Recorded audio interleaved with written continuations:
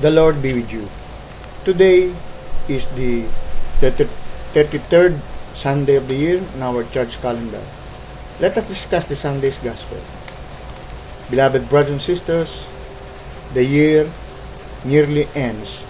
That's why today's Gospel and the next Sundays before the Advent season is purely for the destruction of the world and the end of times.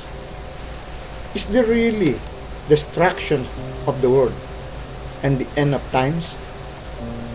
If people believe the words of God that were written in the Holy Bible, they will believe and have faith that there will be destructions of the world and the end of times. The skeptics and atheists, or the people that do not believe in God, have no business what was happening around. Their lives revolve around the day-to-day basis. They have no business in prophecy. Are those what were written in the Holy Bible happen in the past, today, and will happen in the future? Almost all that were written happen and happening in our present time, and surely will happen in the future. All that we are experiencing nowadays, almost in all parts of the world, calamities, wars, illnesses that become plagues, famine, chaos due to politics, great earthquakes, typhoons, hurricanes, and most of all, the climate change. Those were the proofs that all what was prophesied by the Lord Jesus Christ, written in the Holy Bible, are happening. In today's Gospel, the Lord said, "But in those days, after that tribulation, the sun shall be darkened, and the moon shall not give her light, and the stars of heaven shall fall, and the powers that are in heaven shall be shaken. And then shall they see the Son of Man coming in the clouds with great power and glory. And then shall he send his angels, and shall gather together his elect from the four winds, from the uttermost part of the earth to the uttermost part of heaven." But before all of these brothers and sisters, the Lord asked privately by Peter, James, John, and Andrew, "Tell us, when shall these things be? And what shall be the sign when all these things shall be fulfilled?" Jesus, answering them, began to say, "Take heed, lest any man deceive you.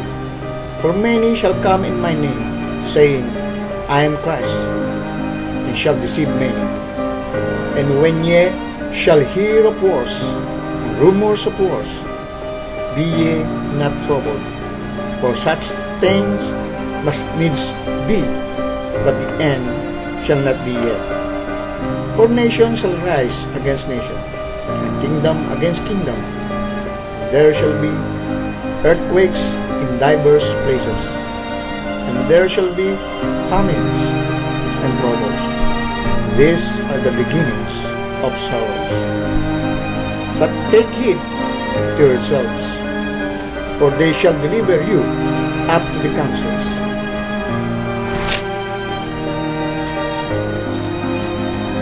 and in the synagogues ye shall be beaten, and ye shall be brought before rulers and kings for my sake, for a testimony against them. And the gospel must first be published among all nations.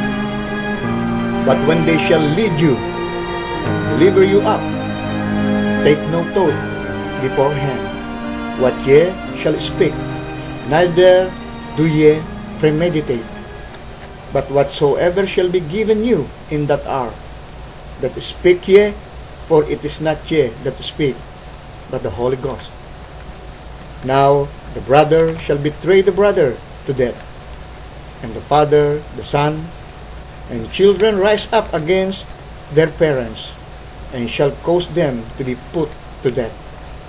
And ye shall be hated of all men for my name's sake, but he that shall endure unto the end, the same shall be saved. But when ye shall see the abomination of desolation spoken of by Daniel the prophet, standing where it ought not, let him that readeth understand. Then let them that be in Judea flee to the mountains, and let him that is on the housetop not go down into the house, neither enter therein to take anything out of his house. And let him that is in the field not turn back again for to take up his garment. But woe to them that are with child, and to them that give suck in those days.